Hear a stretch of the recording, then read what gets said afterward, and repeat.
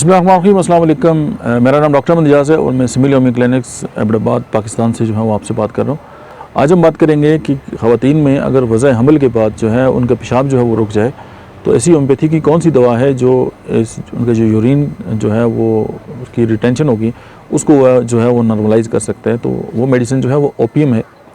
लेकिन अगर उसके साथ जो है जो प्रेगनेंसी है वो नॉर्मल नहीं हुई या उसके लिए सी सेक्शन किया गया है और उसके लिए जो है वो एनेस्थीसिया दिया गया है तो उसमें जो मेडिसिन है वो कास्टिकम है। और मैंने ऐसे सैकड़ों जो पेशेंट हैं उनको ट्रीट किया है कास्टिकम के साथ, और जो उनका पेशाब जो है वो बंद हो गया था। और अगर नॉर्मल जो है वो डिलीवरी हुई है और उसके बाद जो है वो पेशाब जो है वो रुक गया तो उसमें ओपियम जो है वो शानदार जो है वो रिज़ल्ट दे सकती है। Thank you very much.